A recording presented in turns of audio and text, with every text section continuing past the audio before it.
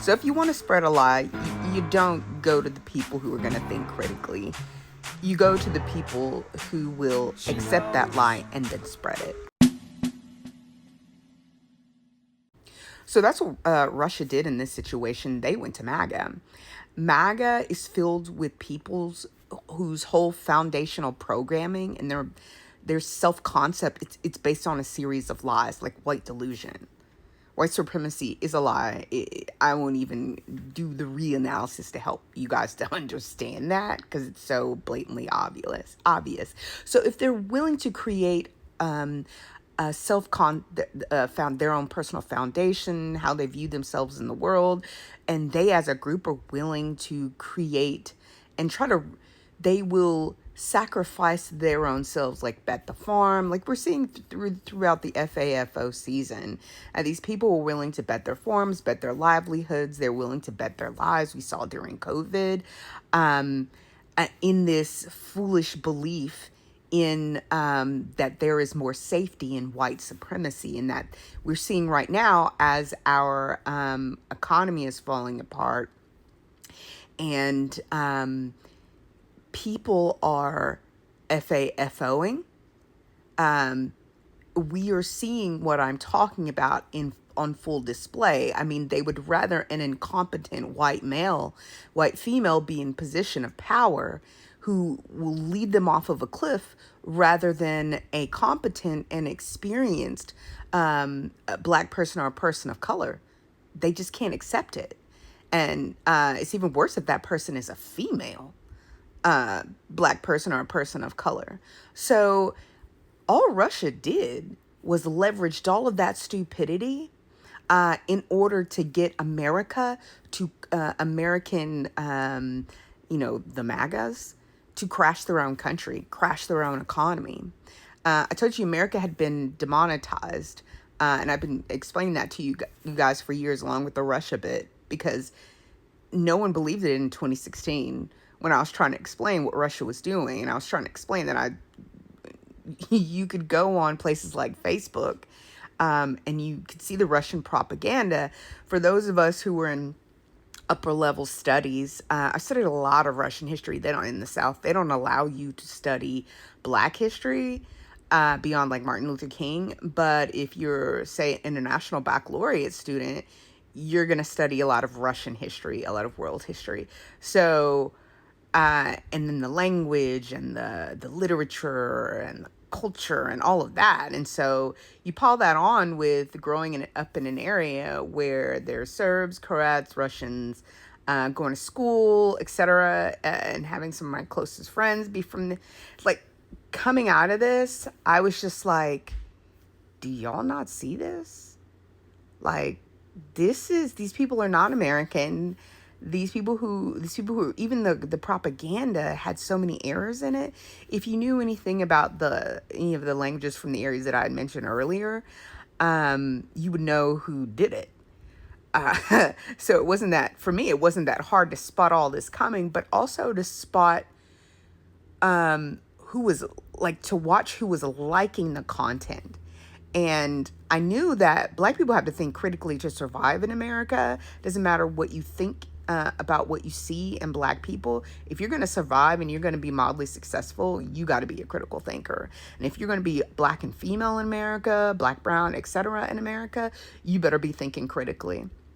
You got to outthink everybody. And it's why that which was going on, it did not work as well on us. Because even if you knew nothing about Russian, you knew nothing about the language, as a person who studies foreign languages for fun, you know that the common mistakes that people from specific countries make, and so you could have spot that mess in that in the propaganda. But even if you had no idea, you would begin to say, hey, something ain't right here. And you would find if people had been paying attention all along and they'd watched the clip that that I have in the video that precedes this one, and I'll attach it to this video. That clip is an actual interview with that guy saying the Russian defector saying the quiet part out loud. And that whole, what he was saying has been playing out for the past, for a bit now.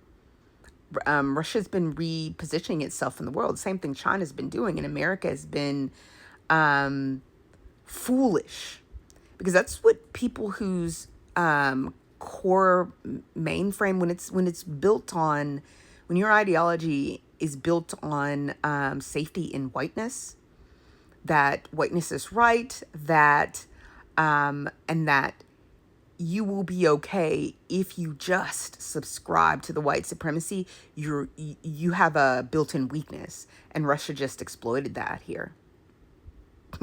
And so I keep doing bits and pieces of a post-mortem of this, because this is part of what is making America crash and burn, because Russia didn't do anything brilliant. They just found people willing to accept lies and then told them lies. And then they exploited the lies that they believed to get the person to participate in their own destruction. Tale as old as time. Trump has always been a Trojan horse. And for people who think that they're going to get a reestablishment of whiteness, they were like, yeah, Trump's our man. People who were misogynist and patriarchal couldn't vote for female, and the fact that you paired a woman of color, biracial woman of color, that enraged and flew in the face of and triggered their inner programming. And so you had people talking about, oh, she didn't go on podcasts, Kamala wasn't this, Kamala wasn't that. Well, she wasn't Trump, but she was actually more qualified than he was, but they couldn't go for it. So we have going on what we have. And the failure of America is because of what I've been teaching you all. It's white supremacy. And the white supremacy put people in a position to willingly participate in their own self-destruction because they were wanting to continue to believe in what this delusion, like white delusion. And so no matter what people of color, black people do in this country to try to offset, we keep working over hard to try to offset the effects of white delusion, because white people don't realize they're being hurt by it. Like right now, you're losing your form, you're losing your businesses, you're losing your savings. All of you who thought, I told you all, I've been telling you for a while in the prediction space, the content that I do, that that money y'all thought that y'all were going to inherit, that money is gone. It's going to be gone, because it's going to be required to pay for the inflated cost of everything. Your parent is going to require care. And so y'all are going to see devastation of what you thought that you were going to be a trust fund kid. Some of you going to be okay no matter what. But many of you, seeing a dude who only makes $20 an hour driving around, it used to be they would drive around in these expensive trucks and live in these nice homes, and it would be because of inherited wealth that was came from dispossessing others of their wealth. Y'all aren't gonna be seeing that, not in the way that y'all used to. And the sad part is that it was all so unnecessary. But you know what? FAFO.